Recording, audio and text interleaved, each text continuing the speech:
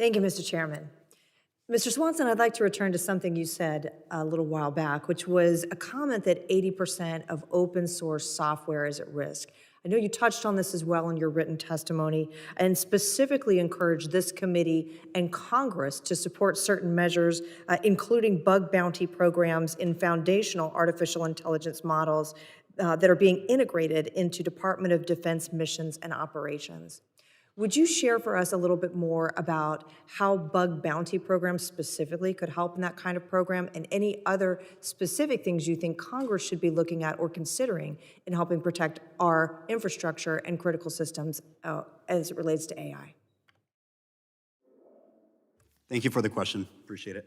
My statement was 80% of the components, the ingredients used to make AI come from open source. As such, protecting open source is really important. So what is a bug bounty program? A bug bounty program basically gets to a threat research community and focuses them to find vulnerabilities. And in this case, find vulnerabilities in machine learning and open source software. I'll give an example. Through this research, through a bug bounty program, we were able to find a critical vulnerability in what's called a model registry. What is a model registry? It's where we host machine learning models that power AI. What was the exploit? A malicious actor can get access to the model registry to modify the code, steal the model, or perhaps traverse it to get to other sensitive areas of critical infrastructure. NIST and MITRE gave this a critical vulnerability score. Now, a lot of research hasn't been done in open source software as it relates to machine learning and bug bounty programs. It's an area, if you look at all of the big security incumbents, it's not where they focus. But yet, it's the massive amount of ingredients that's used in AI and machine learning. So what I was asking Congress was for focus to be able to say, hey, let's protect the ingredients.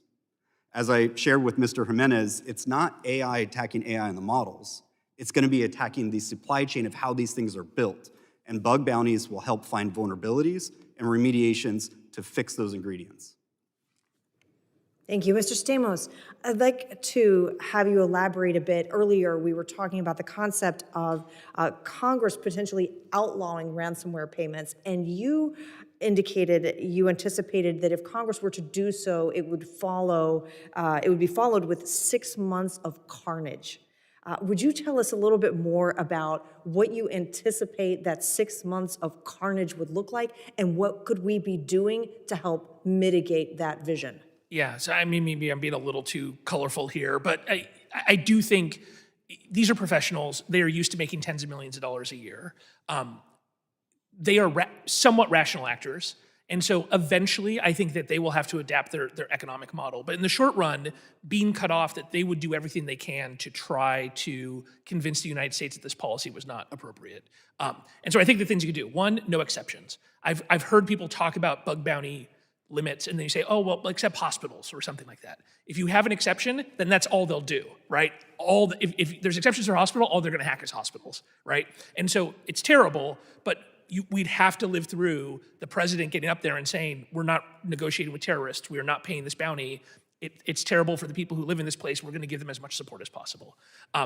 Second, I do think that there is a role to play, especially like I said, the locals and states are in real trouble here. And so preemptive grants for them to upgrade their architectures. When we usually see these bug bounty, or I'm sorry, these ransomware actors are really good at breaking the networks that are built the way Microsoft told you to build them in 2016, right? That's kind of a very traditional, not to get too technical, but Active Directory, SCCM, like a very traditional Windows network that the bad guys love that.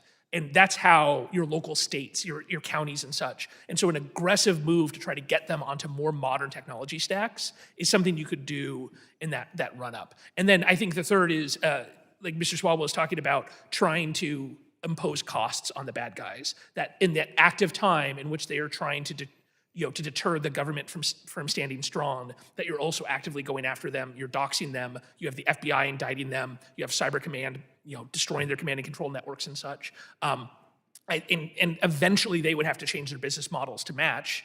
That wouldn't make the world, that wouldn't all of a sudden America be totally secure, but it would get rid of this cycle of these guys being able to get better and better, both by practicing their craft all day and also collecting all this money and building these huge networks.